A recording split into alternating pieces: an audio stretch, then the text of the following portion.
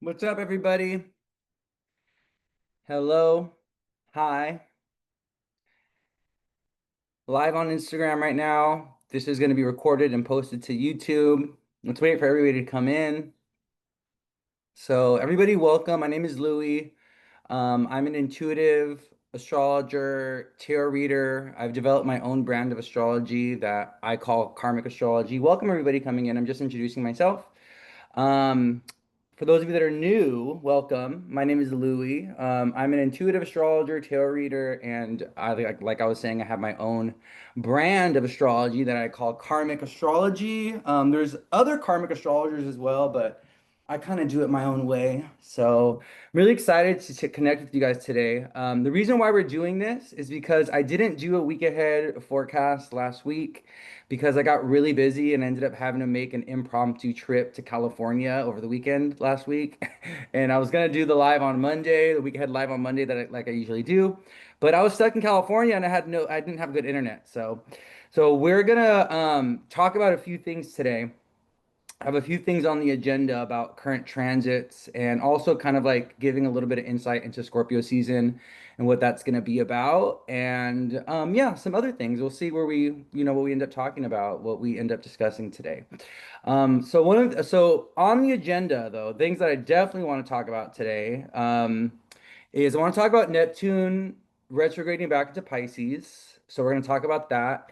We're also going to talk about the Grand Water Trine that's in the sky. So right now, we have Mercury at 25 degrees, Scorpio, trine Jupiter, who's at 24 degrees Cancer, also trine Saturn, who's retrograde in Pisces at 26 degrees.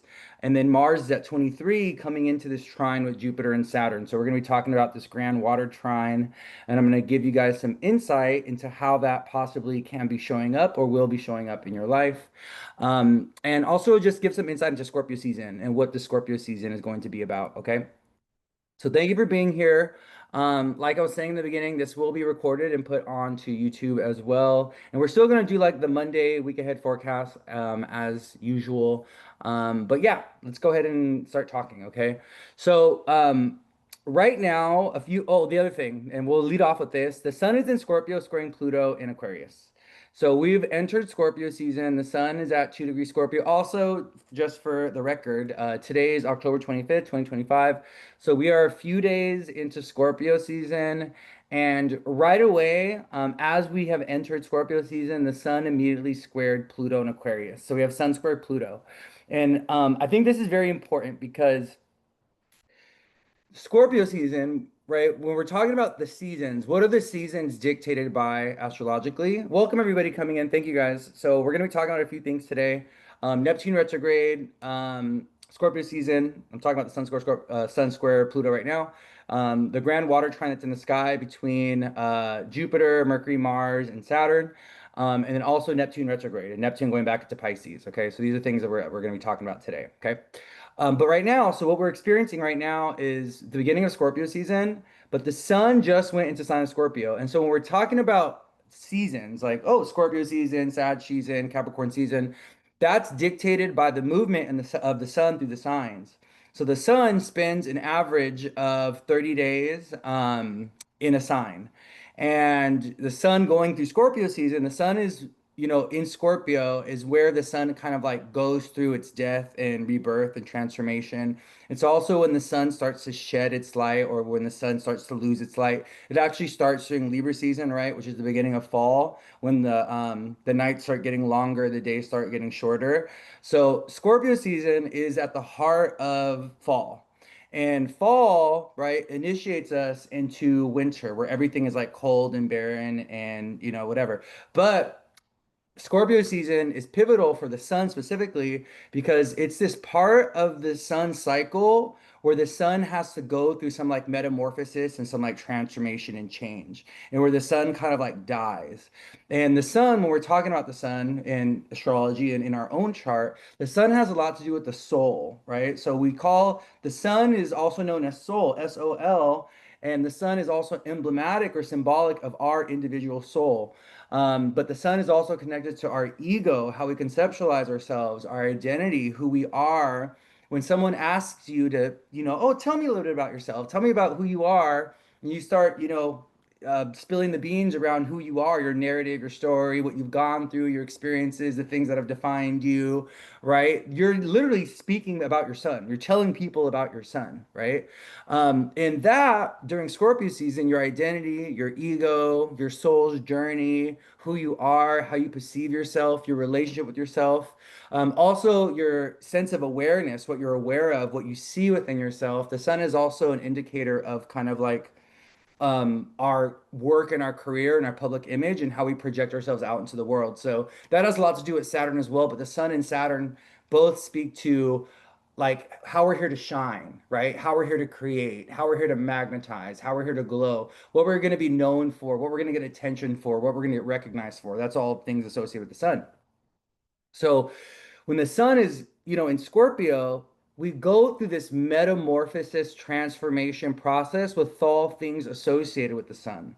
So we start to question who we are, right? We start to release outdated versions of ourselves. We become very aware of also the shadows of the self, the shadows of the ego, the parts of ourselves, the parts of our sun, our inner, who we are, that we don't want to bring with us anymore, or that we don't want, that isn't really catering to our becoming, that it really isn't authentic, that really isn't true to ourselves.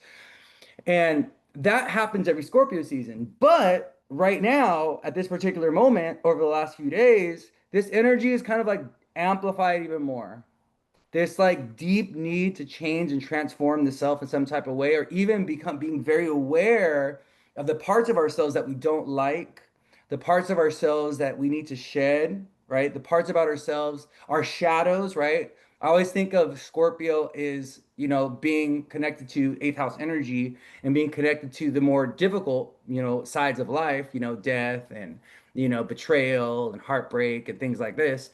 It's about, there's like, it's like we have to shed these parts of ourselves or these parts of our lived experience or whatever that are kind of like toxic.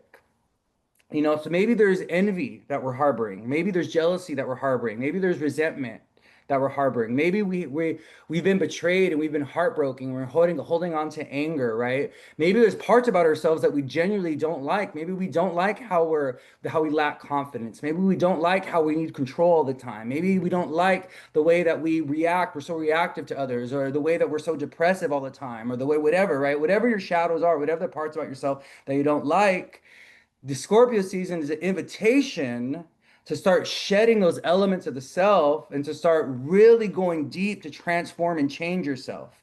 The sun, astrologically, symbolically, is one of the most resistant planets to change. This is why it's so incredibly hard and difficult to really go deep within yourself and to be honest with yourself and to change these foundational aspects of your identity and your personality, right? Many of us, especially because the sun has a lot to do with our identity or ego that's shaped and created in childhood. And so, when we're talking about the ages of like 5 to like 8, around those ages, 5 to 8, 5 to 9, around those ages, that's when the core of our ego and the core of our identity, or how we start to conceptualize ourselves, that's when that forms. We become very aware of who we are as an individual, right? In when it comes to the stages of development, we become very aware of who we are around that age, between 5 to 8. That's when our sense of self, our sense of individuality, like who we are, starts to crystallize, starts to form, right? But at that age, you know, many of us, we don't have control, right? We don't have control of our environment. We're at the whim or of the people that are raising us or our parents. So a lot of us, we kind of solidify identities, or we solidify egos, or even ways of being, ways of expressing ourselves, right? Or even core ego identity characteristic things solidify around those ages as a response to our environment, as our response to what we're dealing with and what we're going through, right? So if those ages where our ego is forming and crystallizing, if we're going through a lot of trauma, if we're going through a lot of hardship, if we kind of develop certain identity traits or certain ego things, personality things to cope, with our lived experience or to cope with navigating that age, especially if it's tough and difficult, right? Given our living situation, given our parents' relationship, whatever. So what we end up doing is we end up forming certain identities, certain ego personality characteristics that are actually not true and authentic to who we are and that are not of our choosing. It's more of a response to the environment that we found ourselves in, the relationship that we had with our parents, the relationship we had with our family, what we were going through, experiencing at that time, right?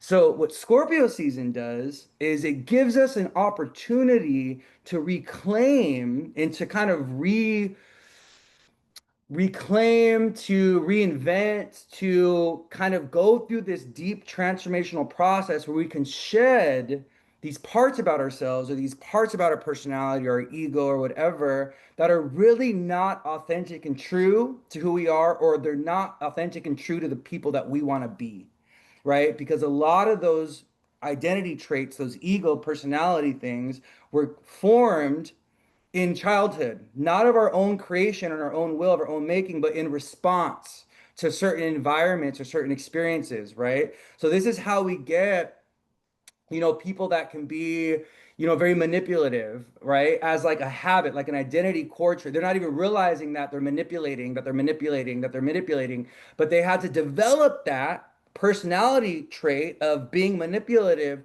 to navigate their childhood to get what they want from their mother, from their father, from their caregivers, from their lived environment, right? So what I'm saying is like we develop a lot of these shadowy characteristics, these really toxic identity traits, like abandoning people, withdrawing from people, ghosting people, manipulating people in order to survive our childhood many times. And then those identity, ego characteristics, they become who we are and we do them habitually, right? Because that formed in childhood, but it's a more negative, toxic personality or identity trait, and it's not authentic to who we are. It was something that we developed or something that we became to navigate our childhood and to survive, right? So what Scorpio season does is it gives us this opportunity to really take a deep, cold, hard look at ourselves and to really be like, do I want to continue being this manipulative person? Do I want to continue to be this angry person? Do I want to continue to be this envious, jealous person? Do I want to continue to be jaded? Do I want to continue to be controlling and domineering? Do I want to continue to have certain traumas or identify with certain traumas that keep me in a state of disempowerment, that keep me in a victim state, that keep me in a response state instead of a proactive, intentional, directional state, right? And we have to be really honest with ourselves around the parts of ourselves or the pieces of ourselves or even the personality, ego things within ourselves that we don't like, that we want to shed, that we want to transform or change or move away from. And it's incredibly hard because the sun, right, being the source of all life and the source of all creation, it doesn't want to die. It doesn't want to transform and change. It doesn't want to go through metamorphosis. The sun, the ego within ourselves, right, our identity, who we are, is extremely resilient to any kind of transformation and change. It wants to stay. The sun being a fixed sign, right? You got to think about the sun rules Leo, which is a fixed energy, right? It doesn't want to change. It doesn't want to transform. It wants to stay who it is. Not only that, but the sun really attaches itself to certain identity traits and certain ways of being, right? And you see this with people all the time. Oh, I'm just an angry person. This is how I've always been, and this is how I'm gonna be. You know? Oh, I'm just a domineering person. I'm just a controlling person. This is who I am. This is how I'm always gonna be, right? Where people kind of accept certain aspects about themselves that they don't like, but it's so hard to transform and change, and they're so attached to that identity, even possibly that identity has been working for them, right? But they're not realizing how it's causing damage in their own life. They're not realizing how it's causing destruction in their relationships. They're not realizing how it's actually sabotaging them and how it's actually not authentically who they are, but it's something that they formulated, or it's an identity or a lived strategy or personality that they formulated in order to survive, right? So this Scorpio season, especially right now, at this particular moment with the sun just going to Scorpio, It's really presenting us an opportunity to take a cold, hard look at ourselves and to really shed and transform and change and be willing to do the work, the inner work, right? By being honest with the self around the parts about ourselves that we don't like, that we need to move away from, right? And this energy is kind of doubled down right now because the sun is squaring Pluto. So Pluto's in Aquarius, and we have Sun at 2 degrees, squaring Pluto at 1 degrees in Aquarius. So Pluto is the modern co-ruler. Some would say the modern ruler, some would say the co-ruler of the sign of Scorpio. And Pluto's in Aquarius. Aquarius is the sign of what? Community, friendships, the social groups that we're a part of, right? Aquarius is also the sign that is connected to kind of like the future and everyone being equal and kind of like this utopian ideal that we chase around equality and fairness for all and a society that supports and includes everybody. Like that's what the ideal is when it comes to Aquarius. So with Pluto and Aquarius squaring the sun in Scorpio, right now in this moment, and all it's going to be like it's going to be like a theme with the sun in Scorpio all for the next like 4 weeks. We got to ask ourselves, what parts of our ego or our identity do we need to shed so that sun in Scorpio, so that we can really embody and embrace you know the person that we need to become, the person that society needs us to become, the person that the future wants us to become, right? In order for us to align with what Pluto and Aquarius is going to be over the next 20 years. And we kind of have to move away from being, so self-focused and so selfish. And we got to be more conscious and more aware of how we participate in community, in friendships, in groups of people. And I also think that the sun in Scorpio squaring Pluto and Aquarius is also having us take a look at how we compromise or reject or how we're afraid or how we shrink elements of ourselves in order to fit into society's expectations, in order to fit into our social groups and our friend groups, in order to be included or accepted, or in order to be a part of the group, which is what Pluto and Aquarius is about, right?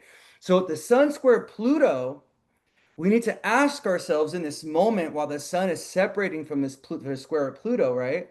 We need to ask ourselves, what part of ourselves that we don't like? What part of ourselves do we sacrifice in order to be included in the group? And also, how do we need to become leaders? How do we need to become pioneers? Do we need to become more true or authentic to ourselves so that we can actually pioneer what the age of Aquarius is going to need, or what Pluto and Aquarius is going to need from us as an individual, being a part of a collective or part of a community over the next 20 years, right? And also, Scorpio season is giving us this opportunity to take a cold, hard look at ourselves and to be honest with the parts about ourselves that we don't like and that we need to move away from and evolve away from. So, if it's envy and jealousy that we harbor in our hearts, if we're holding on to betrayal and resentment, if we're holding on to any kind of victim mentality, right? If there's genuine parts about our ego, our identity, our personality, our self that we just don't love, we don't like, or even we're formed, like I was saying, as a trauma response in childhood to our upbringing, we have this Scorpio season is giving us an opportunity to be like, okay, you know what? I don't want to be this person no more. I don't want to be this person no more. I don't want to be timid. I don't want to be shy. I don't want to be scared all the time. I don't want to be defensive. I don't want to be controlling. I don't want to be jealous. I don't want to be angry. I don't want to be resentful, right? And if we don't want to be that, then what do we want to be? And I think that's what the Scorpio season is really asking us the question, who do you want to be?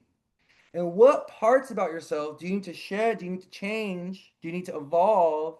That parts about yourself you need to let die in order for you to really step into your true, authentic self. Sun in Scorpio squaring Pluto in Aquarius, right? Because Pluto in Aquarius is demanding that we are authentic. Even if that authenticity, okay, comes at the loss or as a sacrifice in some type of way of our groups and our community and the collectives that we want to participate in. And this is something that is so interesting about this axis of Leo and Aquarius, and also how Scorpio squares Leo and Aquarius by sign, right? What's so interesting between Aquarius and Leo and the dichotomy of these signs is Leo is who you are as an individual, and Aquarius is who you are as like in your community, right? But sometimes in order for you to be accepted into community and into friendships and into groups, you have to compromise or abandon or sacrifice or leave a piece of yourself behind. Leo, which is why Leo opposes Aquarius, right? But Scorpio being this halfway point, being this sign that squares Aquarius, that squares Leo, that Scorpio is really symbolic of this tension between this polarity between Aquarius and Leo, right? Scorpio is kind of here to hold Aquarius and Leo accountable to being like, what are like to being more open to that transmutational process and to being more honest with how how either the group, right, we're not being conscientious enough of the group and how we participate in the groups, or even how we're not being conscientious enough of how the group impacts our individual identity and ego. And we can't go either way too far. We can't be exclusively in our Leo energy and our selfish energy and our own individual self, because then we lose connection to community in groups and our friendships and this belonging that every human has deeply ingrained in them, this belonging of wanting to be a part of something bigger than themselves, wanting to be a part of a community, wanting to be a part of, we want to be included, we want to be a part of something, right? So we can't fully abandon the Aquarius energy, but we also can't fully abandon who we are as individuals, our authenticity, our individuality, our sense of self in order to be included. So Scorpio season is kind of this checkpoint between, bringing your Aquarius calling and this need to belong to groups and friendships and something bigger, right? In contrast to your individual, your authentic self, who you are apart from the group, how you stand out from the group, which is Leo, right? And so I think it's really important with the sun square Pluto right now, okay? The sun separating from the square of Pluto. And as we enter Scorpio season, I just want to give you guys some food for thought around like, what parts of yourself do you need to shed? What parts of yourselves or your ego, your identity, your personality, whatever, was crystallized or formed in childhood as a defense mechanism, possibly, or as a trauma response that you no longer need or that isn't true and authentic to the person that you want to be? You know, a big part of identity and authenticity is kind of shaping it and creating it. We have a certain obligation to really take ownership over the people that we want to be.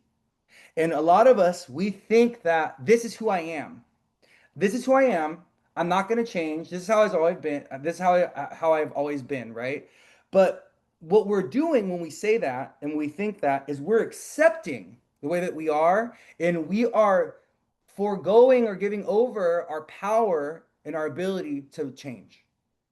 When the truth of the matter is that, right, we've become attached to a certain way of being. We've become attached to a certain way of seeing ourselves. We've become attached to certain personality characteristics because doing the same thing and being the same person is a lot easier than being honest with ourselves and actually doing the inner work to transform and change core elements of ourselves that we don't like. Because in being honest and true with the parts about ourselves that we don't like, what's really difficult about that? It's sad. It's hard to be honest with, I'm a depressed person. I don't like that. I'm a vengeful, hateful person. I don't like that. I'm a controlling, domineering person. I don't like that. I'm an egotistical, selfish person. Imagine, like, being honest, having to be honest with these certain parts about the self. When we have these realizations about the self, about the parts about ourselves that we don't like, that honesty comes with sadness and with grief. It's sad to be like, whoa, like, I'm actually not happy with myself. I actually don't like myself. I actually don't love myself. Or there's parts about myself that I've accepted about who I am, but this is not who I want to be, right? But in that honesty, and when we have that personal integrity, it gives us the opportunity to change, to transform. Because once you realize that, once you see that, once you acknowledge that, once you're honest with that, and once you have to deal with that sadness and that grief of, wow, I don't like myself, I don't love this part about myself, or this part about myself that needs to change. we can start doing the inner work and we can start committing to that process of transformation and change. And we can't go back. That's the thing. And that's one of the things that I also want to talk about with the sign of Scorpio and Scorpio season is death and transformation is a one-way street. Scorpio has a lot to do with the animals that transform and evolve, and they like shed their body to become a whole new thing, right? So like for instance, one of my friends, he found a caterpillar in his room the other day, right? And the caterpillar is such a scorpionic creature. Because what does the caterpillar do, right?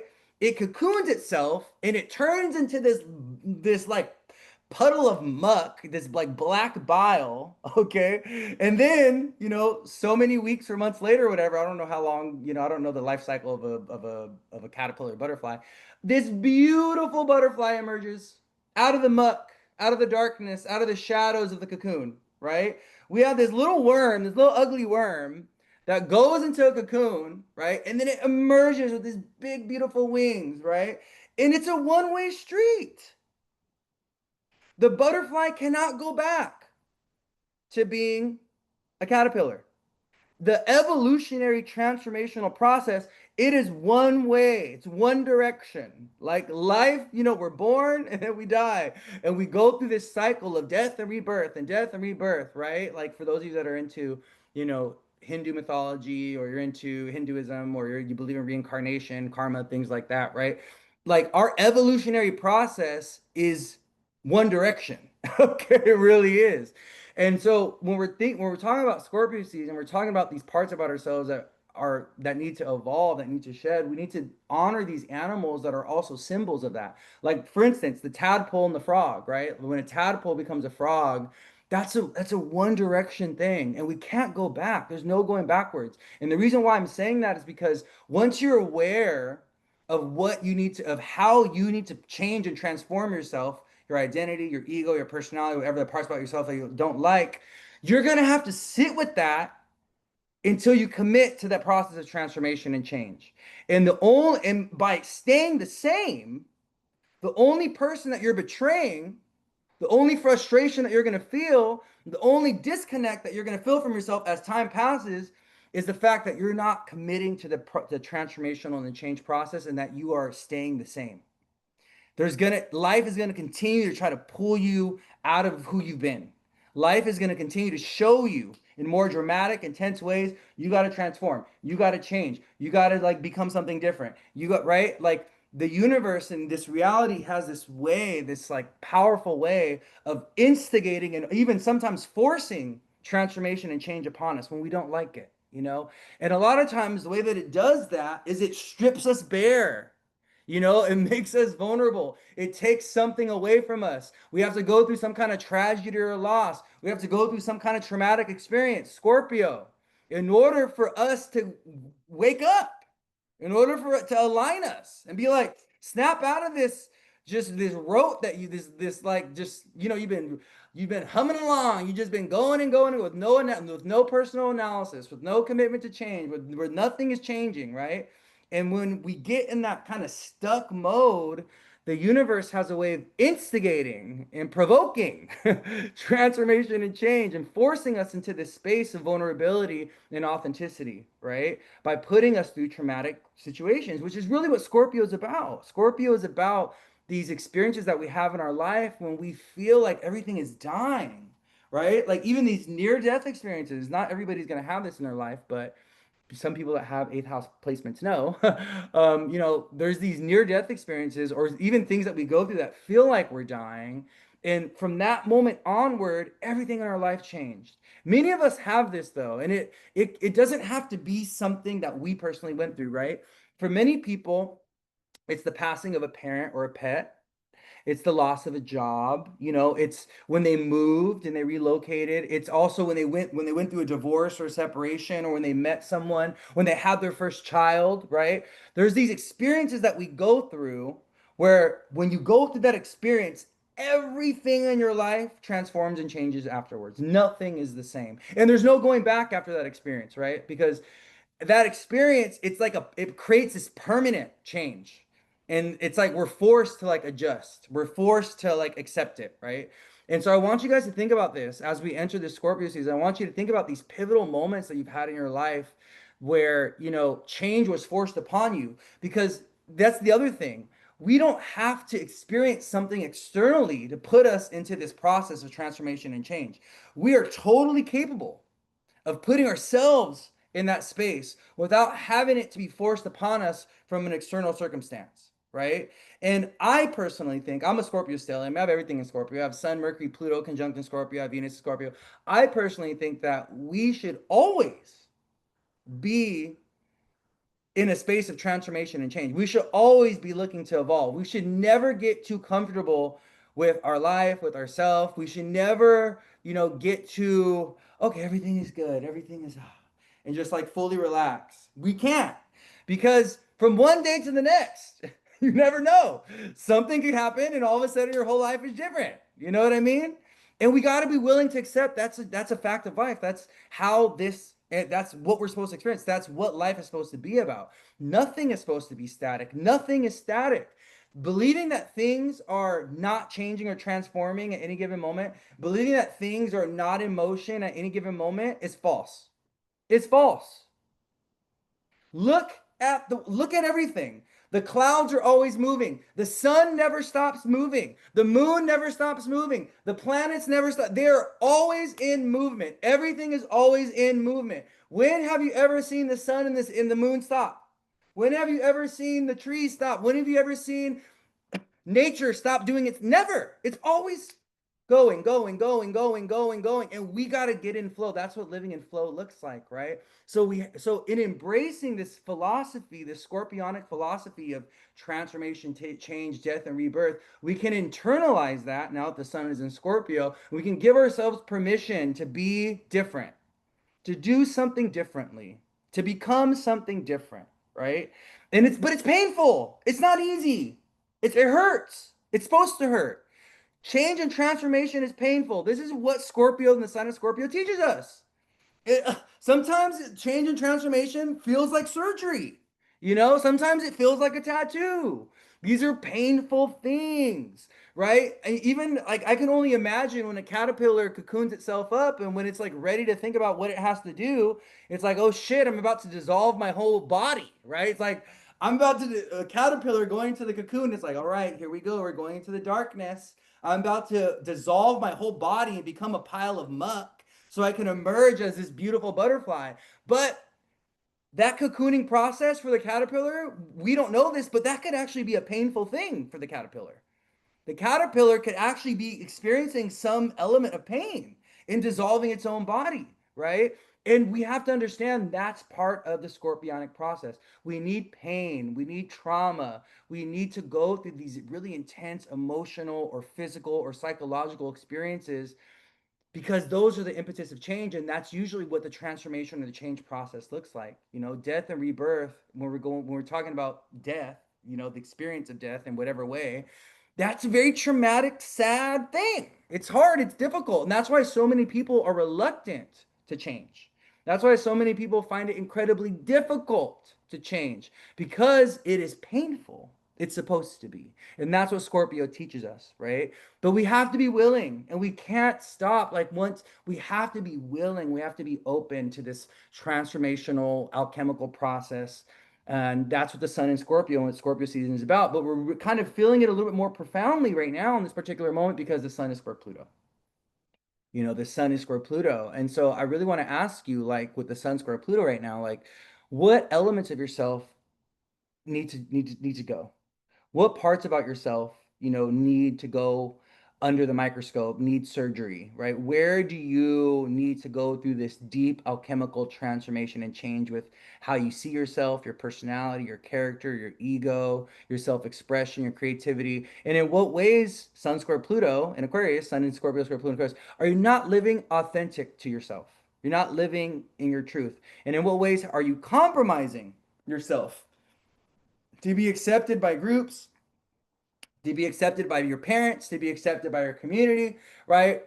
To fit in It's like, and we can't we have to reclaim ourselves. Like we have to be true and authentic to ourselves. And this is what Sun Square Pluto right now kind of demands.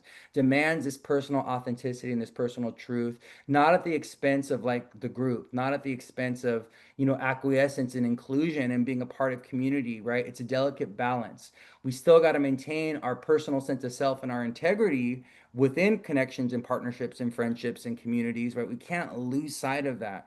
And it's so interesting because I was listening to this podcast episode by Mel Robbins, and or it was with Mel Robbins, and she's talking to this guy about like groupthink and about like collective illusions, and she was talking about how the majority of people actually don't believe what the groups that they participate in believe in. The majority of people will modify and compromise their beliefs and their integrity and their choices in order to fit in. But there's a collective illusion sometimes where we think the group believes something, but actually the individuals within the group, the majority of individuals within the group don't believe it. Where most of the beliefs or the opinions or the ideas of the group are actually of a select few that are part of the group. So it's like, let's say we have like 100 people, okay? And let's say there's 10 people that are leaders of the 100, and these 10 people are really extremists in their beliefs, right? And because these people are speaking for everyone else is believing that we all share the same beliefs of these 10 people. But in actuality, the 90 people, the 80 people, or even the 60, right, which are still the majority, actually don't believe or what the 10 people actually believe in. They're only going along with it because they want to be a part of the group. They want to be a part of the 100. And so, what this podcast was saying by Mel Robbins is that most of us believe that there's groups that we participate in that have certain beliefs or ideas or values that are actually not true to the collective, but they're only true for a small minority of the people that are leading the group, right? And we can even think about this today with like politics and the MAGA people and all that, right? Like the majority of the MAGA people are actually not fully in alignment with the beliefs and the values of what MAGA symbolizes as a whole. Because when you start to talk to them as an individual, you start to realize like they've compromised so much of their values and so much of their integrity and so much of their beliefs and so much of themselves because they want to be a part of a group. They want to be a part of something bigger, which is a biological thing. We're biologically programmed to want to be included, to want to be a part of a group. But look at how that is so easily manipulatable. Like we can be easily manipulated with this kind of like natural biological inclination to want to be a part of like a group, you know? And so I just want you guys to be aware of this because it's very Pluto and Aquarius, Uranus and Gemini, Pluto trine Uranus. It's very much that because, with social media and all these things, we can have this idea that, these groups or these people or these communities have certain values or have certain beliefs or whatever. And, in actuality, the majority of those people don't actually share those values or beliefs or those ideas. It's actually a small minority of that group, mostly leadership or the people at the top or people leading it, right? That are implementing their beliefs and their values, but it has nothing to do with what the actual group believes. So very interesting, very very interesting. So I think we need to be very aware of this. And we need to like not be afraid of standing out right now. We need to not be afraid of really carving our own path and going our way and being not hyper individualistic, but being authentic. Individualism and authenticity are very, very different things, right? Sometimes we can be very individualistic from a place of ego or selfishness, or from a place of kind of like rebellion when it comes to the group. Like, oh, I'm an individual. I don't want to fit in. I want to stand out, blah, blah, blah. But that's still about you. Where authenticity really honors the truth of who you are, that's not as a response or a retaliation or rebellion to the collective. It's more, this is who I am authentically. This is what feels right to me. This is who I am outside of societal influence, right? Not as like a retaliation or rebellion or response, like, oh, I don't want to be like that because of blah blah blah. So just some food for thought, something to think about. Okay, with this Scorpio season, especially right now in this moment when we have the Sun square Pluto. Okay, That was a little long-winded, but I felt like I just had to communicate that idea. I really felt like I had to get that out. Okay, that was really, really long-winded. Okay, so the other thing I want to talk about, I want to talk about the Grand Trine in the sky, and I want to talk about how this can pertain to you based on your rising sign. Okay, because this Grand Water Trine. So, what is a trine? A trine is when a planet has a 120 degree relationship, or is making a 120-degree relationship with another planet. So a trine is a harmonious aspect. It is typically ruled by Jupiter. There's some people that would say trines are ruled by Jupiter, because the aspect of a trine, it creates harmony and balance and grace and flow, and it brings like luck and abundance and beauty and opportunity, right? And it can be, the energy of a trine can be so gracious and so easy. And and it can also, a trine can invite things in our life that are so magical and so beautiful and so easy and so graceful that we don't really act on it. We don't take advantage of it. We take it for granted, or it's a moment or an opportunity or a window that opens up in passing, and we don't like take the leap of faith, right? And so we have a grand water trine in the sky right now, and it's between Saturn and Pisces at 26 degrees, with Neptune, who's at 29. Now with Neptune, who just retrograde back at 29. So Saturn in Pisces at 26, who's retrograde. Trine Jupiter in Cancer, who's at 24. And Saturn and Jupiter, that's a trine, but what makes it a grand water trine is that Jupiter and Saturn are both trining Mars and Mercury and Lilith in Scorpio. We have Mars at 23, we have Lilith at 23, we have Mercury and Scorpio at 25. So this grand water trine is activating in your own personal chart your water houses. Depending on your rising sign, you want to take a look at what houses are ruled by, okay, or what houses are ruled by the water signs, because it's the houses ruled by water signs, Cancer, Scorpio, and Pisces in your chart, that are receiving this beautiful magical energy where something is trying to come into alignment, something is trying to like change, there's some kind of karma that's trying to be dispersed, but there's also some kind of new direction, some kind of blessing, some kind of openness, some kind of opportunity, there's some kind of expansion and growth that's trying to happen in these houses, with Saturn trining Jupiter and both of them forming this beautiful trine to Mars and Mercury, right? And so what's important about this is we have to really feel into what Saturn and Jupiter and Mercury and Mars are trying to show us and trying to teach us right now. Because Mercury and Mars participating in this grand trine with Saturn and Jupiter, Mercury and Mars, or Mars is trying to instigate action. Mars is being like, okay, if you want this opportunity, if you want this magic, if you want this new beginning, if you want this blessing, if you want this new foundation, if you want this new life, what do you got to do? What do you got to chase after? What do you have to go for? Where do you need to take action? Mars and Scorpio.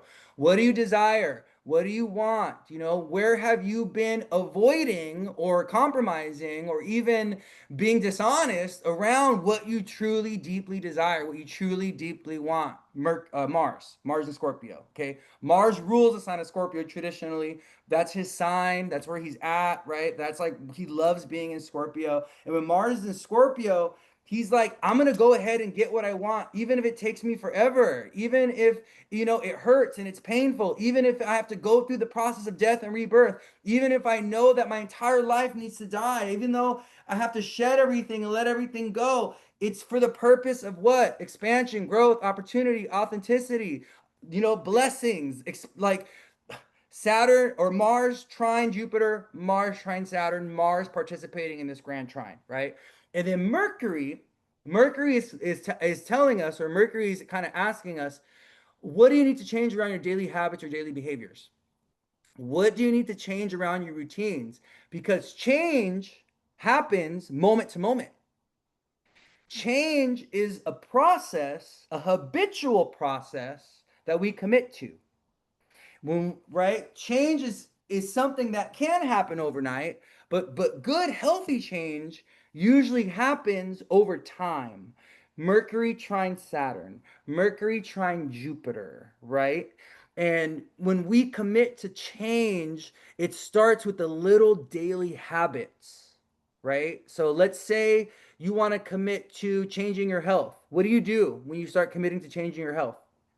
You what? You start going to the gym, you start eating differently, you like pick up a diet plan, right? You start going on walks every day. You change something about your day to day because that those small day-to-day changes becomes this long-term, change or transformational thing that you go through.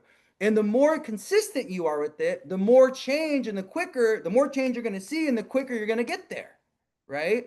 And so I feel like with this Mercury Mars conjunction, how Mercury and Mars have been transiting together, and this Mercury Mars trining Jupiter and trining Saturn, this beautiful Grand Water Trine in the sky, Mercury and Mars are trying to instigate, they're trying to activate, they're creating conflict in a way. They're kind of, putting us maybe even into some painful experiences or challenging experiences, or they're exposing and revealing things in ways that can be very hard and very difficult. Because why? They're trying to instigate this process of transformation and change because Jupiter and Saturn have something for us.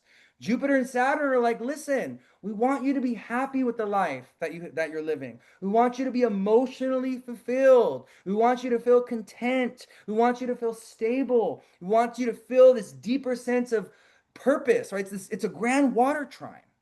So this is about how we feel. This is about coming into alignment with a life that feels good, that is emotionally abundant, right? That is creatively abundant, that is expressive, that is nurturing, a life that nurtures us. Cancer, Jupiter in Cancer, a life that expands us spiritually, or that is, in alignment with our vision and our dreams. Pisces, Saturn in Pisces, you know what I mean? And so it's kind of like Mercury and Mars, they want us to kind of take action. They want us to go in a new direction, but they're instigating things. They're causing drama. That's what's been happening for a lot of people.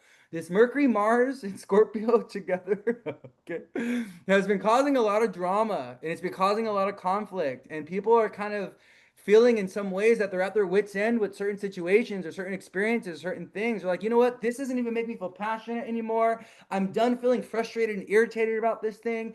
I'm done feeling disconnected emotionally. I'm done feeling like I'm not living a life of truth and authenticity to myself. I'm done with living a life that feels very bored or very emotionally stagnant, or where there's no passion, there's no creativity, there's no emotional fulfillment. Like, and Mercury and Mars have been kind of instigating and showing us, like, this is where you're not happy. This is where you're not happy. This is what's not bringing you joy. This is not, this is what's irritating. This is what's bringing you conflict. And they're kind of pushing us into taking action towards things that make us feel joyous and passionate and things like this, right? But another thing that this Grand Trine is about, which it just came to me, but it's like a download that I got, okay?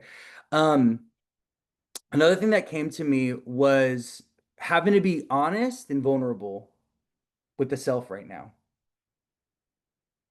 Because a download that I'm getting is many of us, we've been kind of self-deceiving or self-sabotaging, or we've been self-deluding.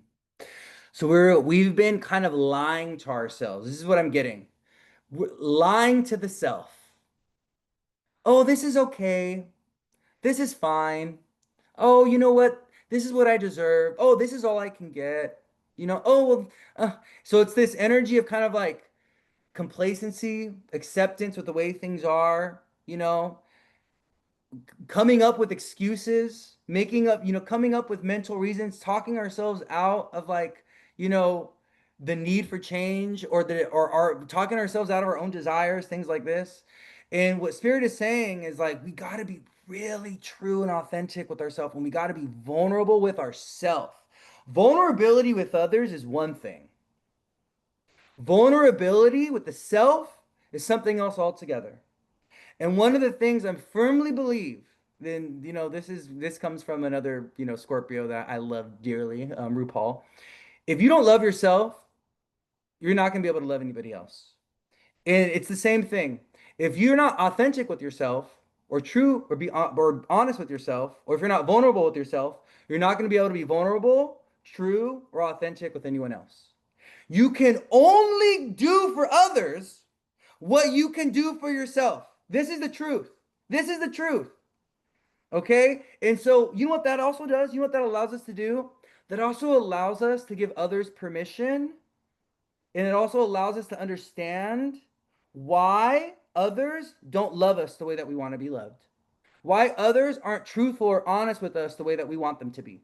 Because why? They lie to themselves every day, right? They don't love themselves, right? They're in their own delusion. So how can we expect truth and authenticity from them when they don't even give that to themselves? So that it also gives us permission to be like, you know what? I accept you for who you are, right? You lie to yourself every day. So guess what? You're going to lie to me. I'm not going to expect you to give me honesty or truth, right? But then that awareness gives you the option if you want to continue to participate with someone that is self-deceiving or that lacks personal integrity and honesty, right? And you can't be mad at them, really, right? If you continue to participate and they continue to lie to you because they're lying to themselves, you're making yourself available to that. You know who they are, right? And that's something they have to work on themselves. You can't go and instigate that change. You can't, beat them in the head into being honest with themselves. It doesn't work like this. It doesn't work like this. Life does not work like this. We can't control or force or demand or, others into change and into being other than they are. We really can't. And actually, when we try to do that, you know what happens? People actually retaliate and they get more solidified defensively into who they are, right? We try to push up against them. We're pushing up against them to get them to move, and all it does is push them deeper into their corner, and they can become more resistant to the change. You know what I mean? So I think what's really important about this Grand Water Trine, Mars, Mercury together, Mars, Mercury, trine Jupiter, trine Saturn and Pisces. We need to be very honest and very vulnerable and very true with ourselves. And it's hard, it's difficult, it's painful. That's what Mercury, Mars in Scorpio and the Scorpio season is going to show us.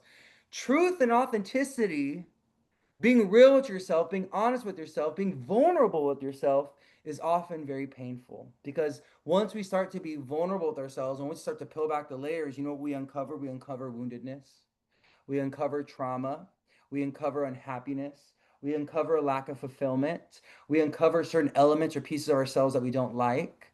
And that confrontation process of looking at our shadows and looking at our inner muck, it's sad. It's sad. And so there's a part of the transformational process that is there's a stage of grief there that we have to honor as well. Once we realize, wait a minute, like this has got to die, or this is something that is not for me, or this is something that I need to let go because it's not part of my becoming, we have to grieve. And many of us were afraid of vulnerability because we don't like the grief that comes after the truth and the epiphanies and the realization. It's sad, you know, but it's supposed to be because you know what grief does? You know what true emotional vulnerability with the self, and you know what grief does? It allows us, it allows us to go deeper into self-love, into self-compassion, into giving ourselves grace. It expands our capacity for love. Our capacity to hold space for sadness and tragedy and grief, okay, is mirrored in our capacity to experience joy and love and forgiveness and all the good emotional stuff as well, right? Like one going in one direction emotionally also expands the opposite direction as much. So the deeper that we can grieve, the deeper we can love. Does that make sense? And I think that's what this Grand Trine wants to show us is like when you're true and authentic and vulnerable with yourself, that when you uncover the painful stuff that you've been avoiding within yourself, you're going to find more self-love. You're going to find more self-compassion. You're going to find more joy.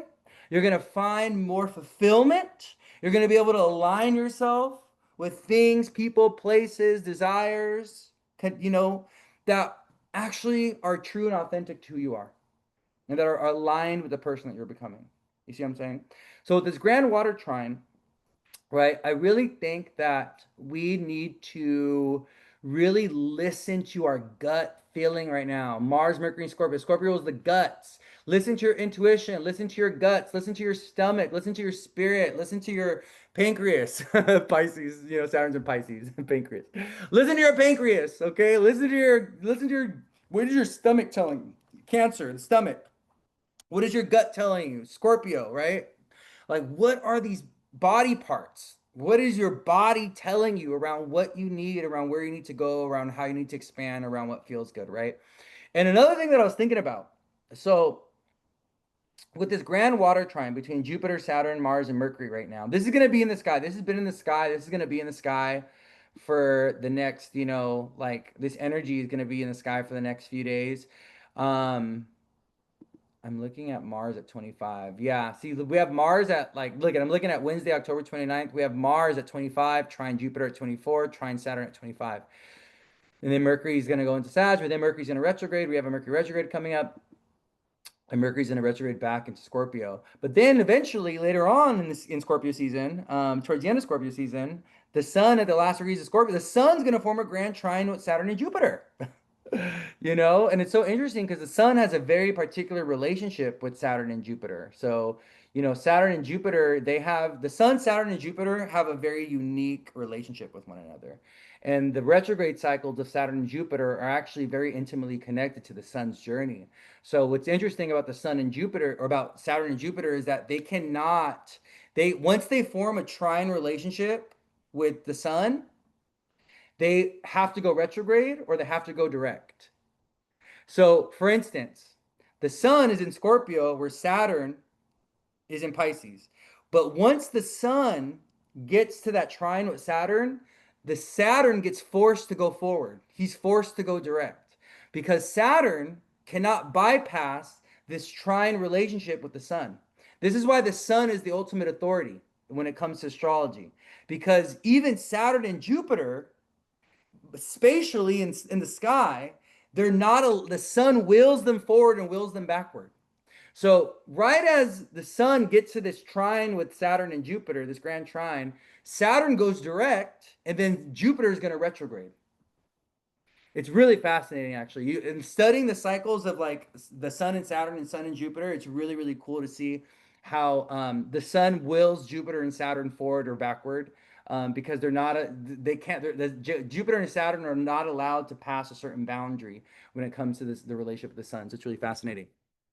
But yeah, so we're eventually going to have the sun in this trine with Saturn and Jupiter later on this month, and that is going to be a moment of integration. That's going to be Sun, Jupiter, Saturn. That's like, who are we? What are we? Where are we going? What do I want for myself? So that's going to be really, really fascinating. But it's also really, really interesting because Saturn and Mars are going to be they're kind of like traveling together.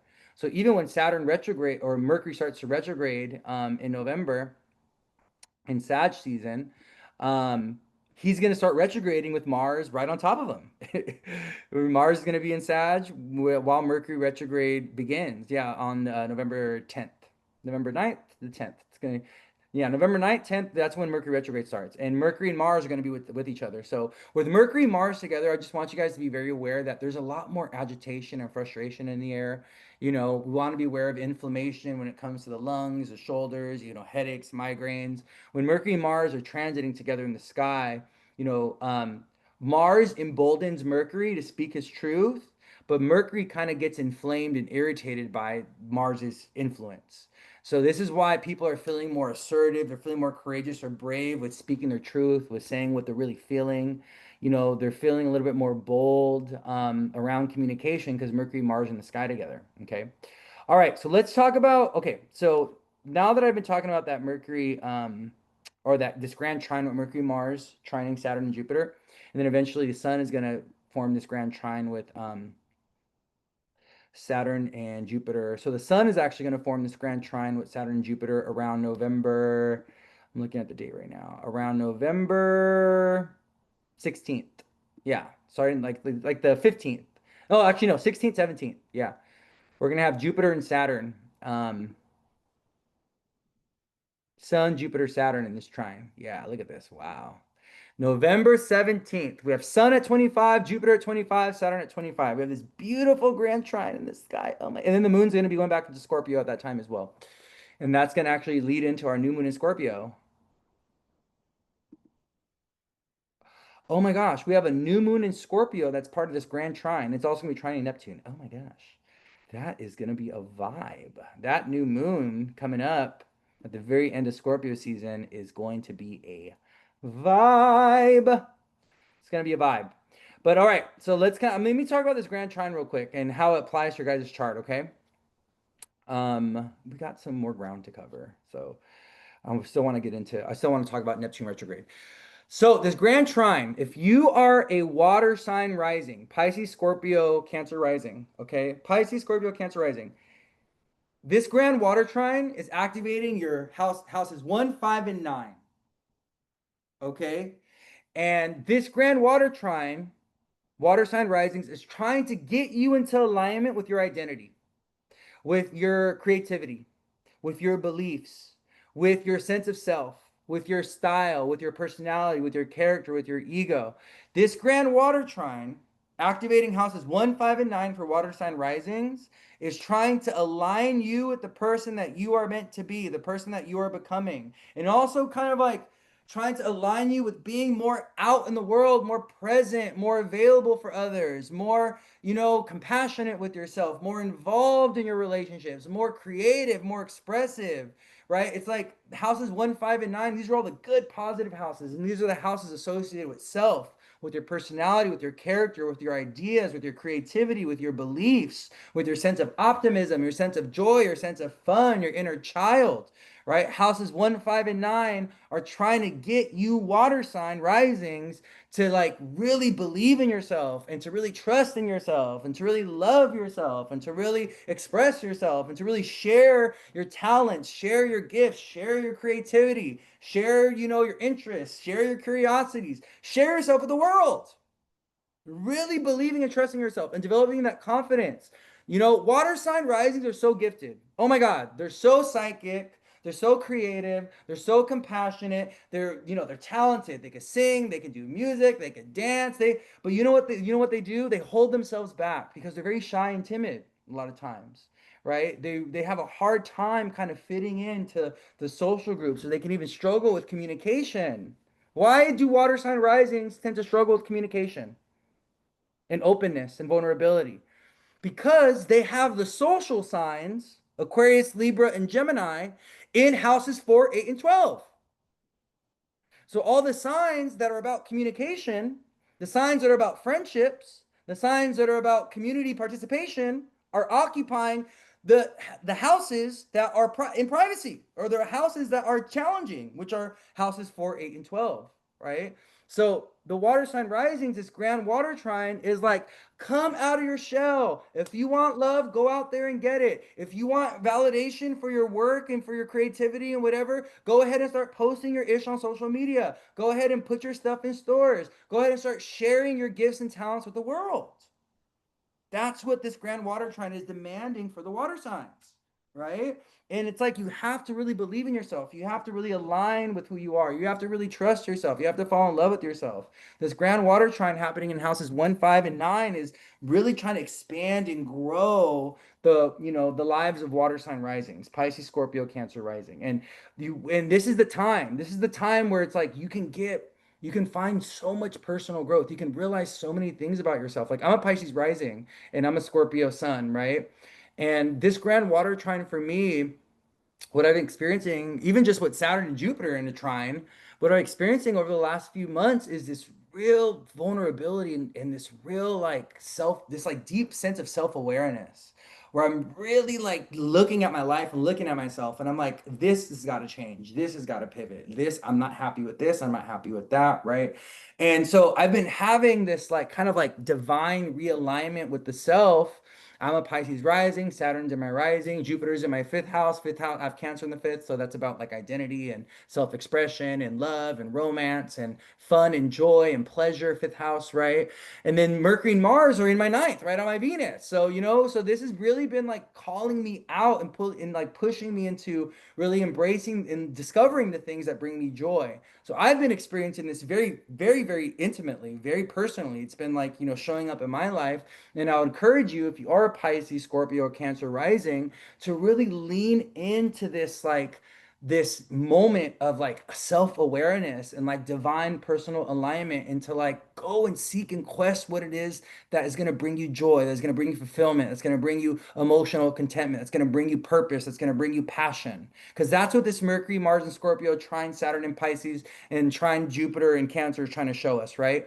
And the other thing is that this is like such a good, the reason why this is like extra good, this Grand Water Trine, is because Saturn is in Jupiter sign. And Jupiter is exalted in Cancer. So who has the final say when it comes to this Grand Water Trine between Mars, Mercury, Jupiter, and Saturn? Jupiter does, and Mars. Jupiter and Mars.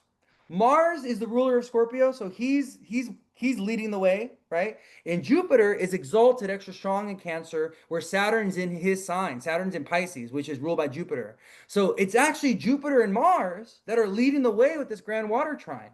Because Jupiter is the greater benefic, he's about blessings and abundance and luck and opportunity and fulfillment and joy, and and all that is good and righteous in our life, right? Saturn is supporting Jupiter. Saturn is having to walk to the beat of Jupiter's drum.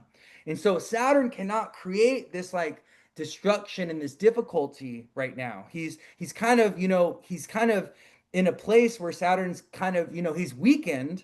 So he's not able to cause like he's not able to, cause these setbacks and these delays and these delays and these constrictions, because Jupiter, not only is he being tried by Jupiter, but Jupiter is like, listen, Saturn, you got to do what I'm telling you to do, because not only are you in my sign, but I'm exalted and I'm extra strong right now in the sign of Cancer, right? And then Mars, and so Mars and Jupiter are kind of like working together to be like, all right, it's time to get up, it's time to go, it's time to like pursue that new life, it's time to expand, it's time to grow, it's time to receive blessings, it's time to take a leap of faith, it's time to take a risk, right? So this kind of hesitation and this kind of, that this hesitation that Saturn can bring, or even this kind of like constriction or the delays that Saturn can bring, is not really happening with this Grand Water Trine, because Jupiter is leading the way. Saturn's having to listen to what Jupiter's telling him to do right now. So I think we need to take advantage of that.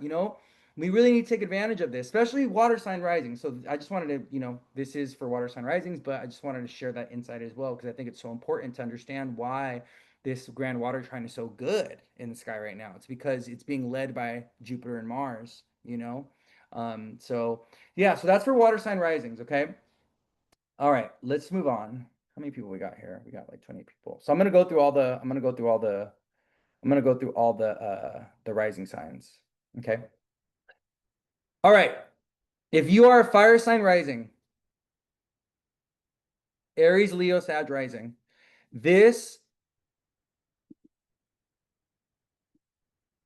Grand Water Trine is happening in houses 4, 8, and 12. So there's certain karmic endings or completions that you have to honor. There's certain emotional things, Aries, Leo, Sag rising, that you got to like confront. I really feel the activation of houses 4, 8, and 12 is trying to get fire sign risings in alignment with what is missing from their life in a deeper emotional way. Like if you're a Leo, Sag, or an Aries rising, you need to ask yourself, like, what is missing from my life in a very deep emotional way? Like when it comes to the past, when it comes to family, when it comes to your emotional involvement with others, when it comes to your own spiritual foundation and things like this, you got to ask yourself, what is missing? Because I feel like fire sign risings, if you guys have been living on the surface level of like you just been kind of like getting by and living on surface level when it comes to your lived experience, this Grand Water Trine in houses 4, 8, and 12 is like, no, we're pulling you deeper. There's actually something very valuable in these parts of your life that you've been rejecting or that you've been avoiding or that you've been denying. That can be very difficult or very hard. But what I'm kind of getting for fire sign risings with this grand water trine is there's elements of their past, or there's things that they've moved away from, or there's things that are like exiting their life or that have exited their life that they're finding closure with and like, okay, now I could just move on. Like now I'm done with that. Now this is like over, this is done with, and now I can like move forward and I can start something new or I can like begin moving in a new direction, right? So for fire sign risings, okay, there may be an element with this grand water trine of finding closure and completion with things that have come to an end in your life or some elements of like grief. This can also involve your health. This can also involve, deep transformational things when it comes to money and resources. This can involve, family trauma and your ancestry and your past, or even your home, your living situation. There's something that wants to expand and grow in that area, but there's also something that is like done with or completing in that area. Um, Fire sign risings, Aries, Leo, Sag rising, your time is really going to show up, is really going to start your time, like your alignment, your like new beginnings and all this is really going to be next summer when Jupiter goes into Leo and Saturn re-enters Aries. It's going to be like spring. It's like spring, summer of next year. So I think what I would tell you, fire sign risings, Aries, Leo, Sag rising, is kind of like honor the endings. This is more about spiritual development. So this grand water trine in houses 4, 8, and 12, this is more about like honoring endings and like letting things go, but also like preparing yourself for like a new life and a new beginning that will start more like spring, summer next year. But also, it's more about intuitive development, spiritual development, activation of your psychic senses, paying off your debts, maybe even settling your, money things. Finishing up that divorce, that separation that you're going through, really realizing that there's toxic patterns that you have that you can no longer be living in. Letting go of your family trauma, realizing you need more boundaries with your mom and your dad, realizing that you need financial boundaries with your spouse. Like there is this energy of needing to like really purge and release and deepen and like really let go in some type of way, or even like transform how you've been relating to houses 4, 8, and 12, and being a little bit more emotionally vulnerable, being honest with your needs, being honest with what you've been going through, like emotionally and mentally, okay? But also I think this grand water trine is inviting the fire signs to expand spiritually. So this is, engaging in prayer more, right? Like whatever, spiritual, religious tradition, whatever you do, there's this call with this grand water trine in houses 14, 12 to kind of like honor your spiritual, emotional foundations and to like really take a look at that and see if you are in right relationship with the deeper things in life, the deeper currents of life, your own intuition, your sense of joy, like your past. Do you have a healthy relationship with your past, right? Are you still being victimized or plagued by your past? Is it something that's still burdening you? It's still holding you back from, living a life of joy or fun, or living moving in a new direction? Like, are you still haunted in some type of way? Are you still being plagued by things that you've went through, right? There's an invitation for Aries, Leo, and Sag rising to be like, okay, you know what? I'm done with this. We're moving away from this. Like we're transmuting this. We're turning this into love. We're turning this into joy. We're turning this into courage. We're going to do something about it, right? And I also feel like this grand water trine is very action oriented. It's like we got to get shit done. We got to do something about what we're experiencing, because of the Mars, right? Mercury, Mars, trine Saturn, trine Jupiter. So I think for fire sign risings, this is activating houses 4, 8, and 12. There's something deeper and more profound, and there's something more psychic or more spiritual about this grand water trine that's trying to get you to move, that's like activating you, or that's like revealing something, okay? All right, let's move on. So, Earth sign risings. Taurus, Virgo, Capricorn rising. Okay, Taurus, Virgo, Capricorn rising. This grand water trine is activating your social, community, communication, marriage, relationship, partnership houses. This grand water trine is activating houses 3, 7, and 11 for if you're a Taurus, Virgo, or Capricorn rising. Okay. And these houses, this is about community, this is about communication, this is about friendships, this is about the social groups that you participate in. This is about your intimate one-on-one relationships, this is about your marriage, this is about your love life, okay? This Grand Water Trine activating these houses is trying to expand and grow the way that you communicate, the way that you socialize, the people that you connect to, is trying to bring some kind of healing, some kind of release, some kind of divine alignment when it comes to your social relational engagements with the world. There can be a lot of divine revelation for earth sign risings right now around what they want, around what they need, around what they desire from their connections or from their partnerships. And so there can be this energy with this Grand Water Trine of like moving away from certain connections or partnerships or relationships that are unfulfilling and moving towards ones that are spiritually and emotionally fulfilling, that that where you feel very seen, where you're able to be vulnerable, where you're able to be raw, where you're able to be true with yourself, where you don't have to censor yourself or compromise yourself, or you don't have to bend yourself into the shape of a pretzel just to like fit in, or just to be accepted, or just to make the relationship work in some type of way. I really do feel like Taurus, Virgo, and Capricorn rising, this energy is really pushing you guys towards being in more alignment with, being in stronger alignment with, the way they interact with others, and kind of understanding how your relationships, your connections, your social entanglements, even the way that you communicate, the way you express yourself in that way, how it's either dishonoring you or how it's like actually helping you and nurturing you in some type of way. And this Grand Water Trine is like, it's you having to be more authentic and more truthful and more honest with the people in your environment.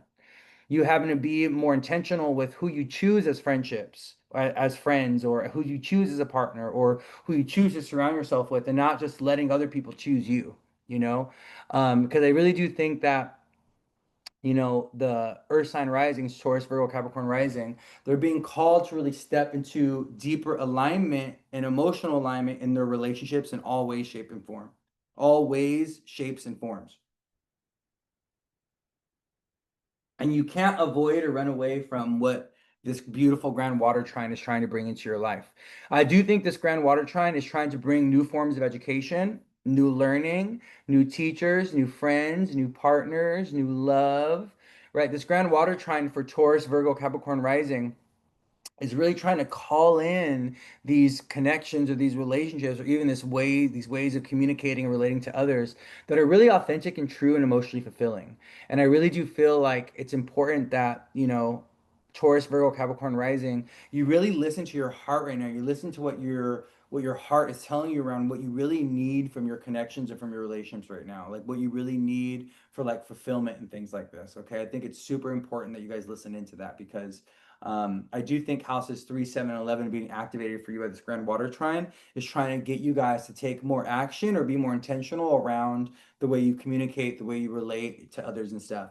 And this could also be about just being more open and more involved in community, right? Being more open and more involved in your relationships, being more authentic and honest and truthful. This could be about, being more real with people, being, not being afraid of rejection, not being afraid of what people are going to say or people are going to think, not being afraid of causing conflict or causing some kind of, friction by really speaking your truth, right? Someone said Virgo rising, I feel like the way I communicate has really been transforming in the most healing ways. Yeah. That's yeah, Virgo rising has definitely been going through it. Saturn going through that fifth house, Jupiter's been in the 11th. Now we have Mercury, Mars in your third house. So Virgo rising, they have Mercury, Mars, and Scorpio in their third house. So that's the house of communication and learning, and like the thoughts and the way that we interact with people, right? So it's like, of course, Virgo rising is really feeling it specifically around communication, around like this Mercury, Mars, and Scorpio is like, they're really communicating their truths. They're being irritated with people. They're not afraid of, combat, like being a little bit more combative or telling people no right now. Like I think Virgo, the nice girl, nice guy, nice person, Virgo rising, we're not getting a typical Virgo rising energy right now from Virgo risings, because Virgo risings, this Mercury, Mars in the third house, Virgo rising is feeling this need to really express themselves and to really, say what it is that they've been feeling and things like this, even if it makes others uncomfortable. Right. So yeah.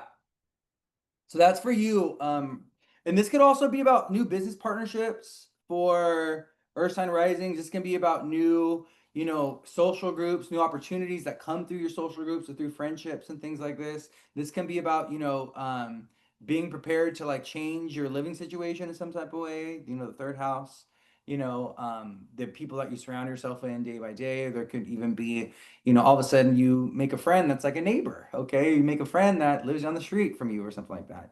So I really want Earth sign risings to pay attention to the relationships that are kind of like growing or bringing like new, abundant, fun, exciting stuff into their life. Because I really do think Capricorn, Virgo, and Taurus rising, this grand water trine happening between houses 3, 7, and 11 is really trying to align you guys with connections and relationships and friendships and community that is fulfilling, that's emotionally fulfilling, where you feel valued, where you feel appreciated, where you feel supported, where you feel like you don't have to hold back. You can be really vulnerable with yourself. All right. And then the last but not least, the troublemakers. The troublemakers of the zodiac, my air sign risings. No, I'm just kidding. I think the troublemakers of the zodiac are the fire signs, and all the signs in some type of way. But fire sign risings, though. Okay, Leo, Sag, Aries rising. Oh my goodness. Okay, y'all. Ooh, those fire sign risings. The troublemakers of the zodiac. No, I think air sign risings tend to be a little bit more chill. They be a little bit more chill, a little bit more, a little bit more chill. So Aquarius, Libra, and Gemini rising. This grand water trine is happening in houses 2, 6, and 10. These are your money and career houses. This is the house. These are the houses that have to do with health. These have to do with work. This has to do with diet. This has to do with your career direction, your mission in life, how you're here to show up in the world, right? Your goals, your ambitions. 10th house, okay? Your health, your daily routines, your habits. Your sixth house, your food, your diet, your relationship with money, your value system. Your second house, and this grand water trine for Gemini, Libra, and Aquarius rising is like, are you doing work that's emotionally fulfilling? Are you aligning with career goals and career directions that are going to bring you joy, that are going to bring you abundance, right? Do you have a good relationship with like your food and your money? Is your value system like really solid? Because these houses for 2, 6, and 10 are undergoing some kind of alignment, some kind of transformation and change, or kind of they're trying to expand in some type of way. They're trying to grow in some type of way. They're trying to solidify or bring in something new that's like stable and consistent, right? So this can be, right, you're like you a job that this for you guys, 2, 6, and 10 being active. This could be about a promotion. This can be about a job. This can be about a new source of income that you make from your talents. This can be about overcoming your financial trauma, your anxieties when it comes to resources. This can be about, really taking a look at your habits and being like, you know what, I need healthier habits. So you're being supported by this grand water trine to really align with a routine or with daily habits and behaviors that support, a good, healthy lifestyle in some type of way, right? Aquarius, Gemini, Libra rising. And there's this energy of needing to take conscientious action, though, and needing to take risks associated with new expansion and growth when it comes to work and career and resources and money and things like this.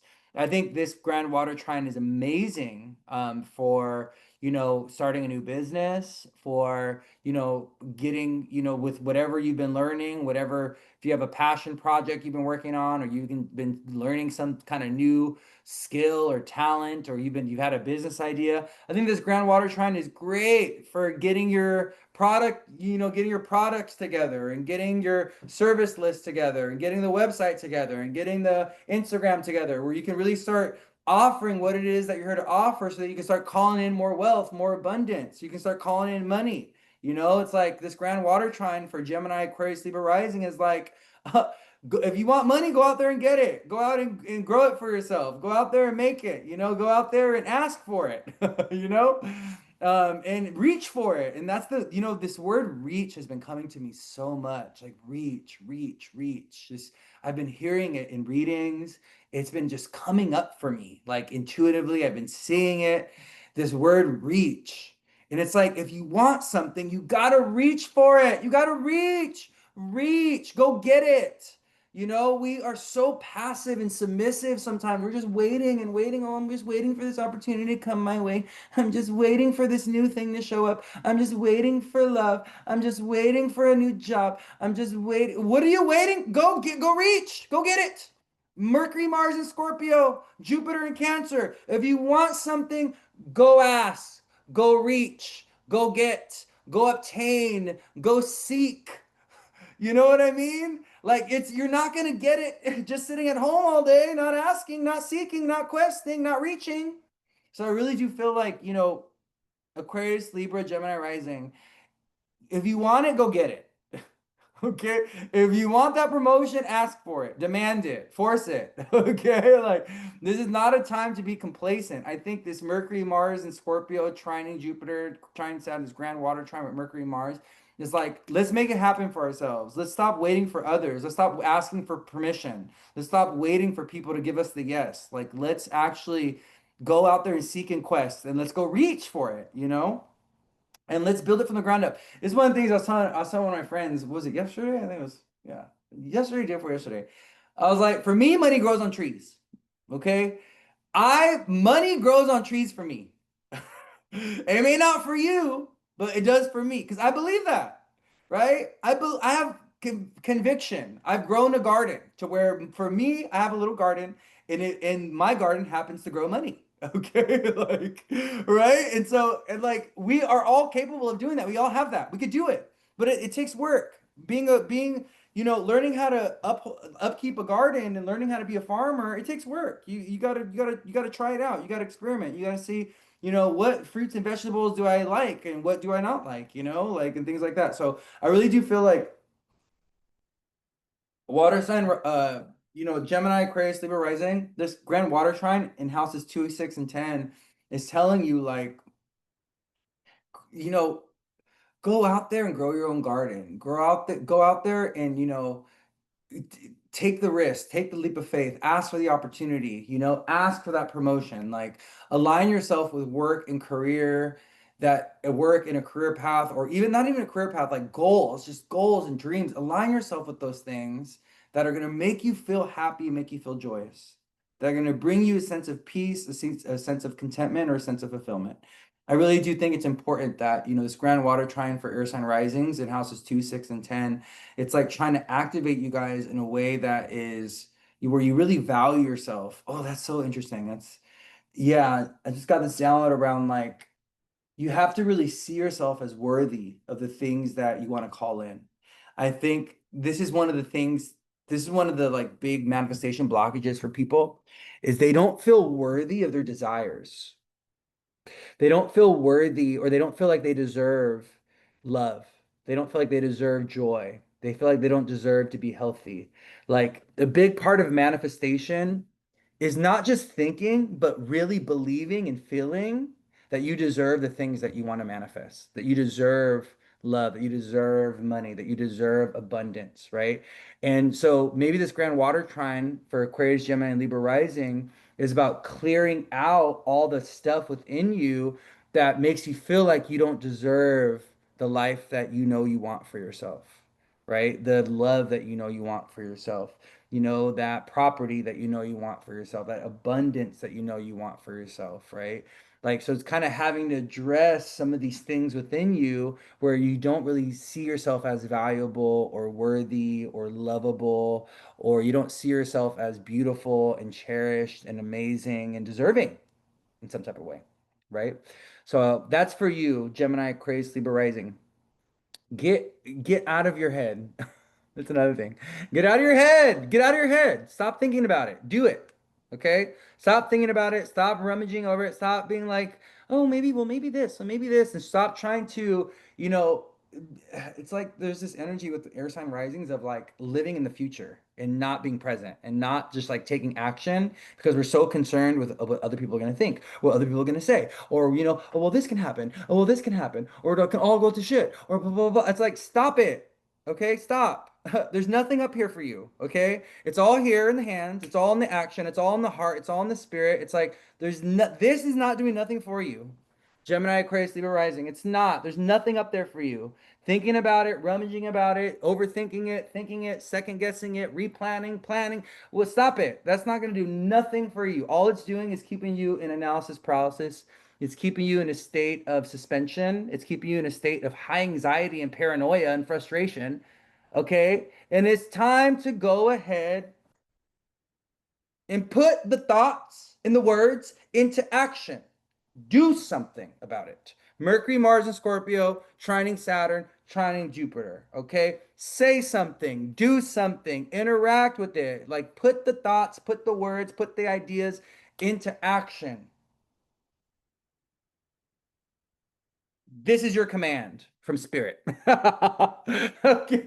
This is your command. All right. Okay, how far are we in? Do I have Let me see. We're about an hour and 40 minutes in. I wanted to talk about Neptune retrograde. Maybe I'll save that for the week ahead on Monday. It's already 1 o'clock. Yeah, let's save that for Monday. I'll talk about Neptune retrograde on Monday for the week ahead. Okay, I think we're gonna wrap up here. I talked about Sun square Pluto. I talked about Scorpio season. I talked about the Grand Water Trine in the sky, and I talked about and I did like some horoscopes for the Grand Water Trine for all the rise depending on your rising sign. So what we'll do, we're at an hour and a half right now. So what we'll do is we'll talk about Neptune retrograde on Monday for the week ahead, and we'll save it for then because this is already yeah we're like at an hour 40 minutes, and if I start talking about Neptune retrograde, we're going to be here for another 30, 40 minutes. We're going to be here for another, and this is going to go over 2 hours. And yeah, I want to make this digestible and manageable for people. I've already given a lot of information and I've already channeled like a lot of information. So I think, yeah, okay, I'm going to go enjoy my Saturday. I love you all so much. I'm going to go ahead and post this. So if you guys want to go back and watch this, you can. I'm gonna try to be better with like timestamps too on YouTube. So I'm gonna go post this on YouTube. If you want to go back and watch that on YouTube, you can, but it'll also be posted to Instagram, okay? But you guys have a beautiful, blessed day. Thank you all for being here. Thank you all for spending time. Um, with me. Really exciting stuff coming up with the astrology. This is going to be a really cool month of astrology. We have this beautiful grand trine in the sky, and then the sun's going to be in that grand trine by like November, 18th, 19th. So I'm really, really excited. I think this is a beautiful, beautiful month of divine alignment and opportunity and expansion and growth and deep emotional, spiritual fulfillment. This is a month of deep emotional, spiritual fulfillment where, the divine Saturn, Jupiter are really supporting us into getting in alignment with our desires, with what we want. What do you want? What do you want out of life? What do you desire? What do you crave? Like if you like really sit with yourself and you ask yourself, like, what do I deeply want? What do I crave? What do I desire? What brings me to life? What's gonna make me feel joyous? What's gonna make me feel loving, right? Or what's gonna make me feel passionate and in love with life? If we really ask ourselves that, I really do think this grand water trine in the sky can give us some really important answers.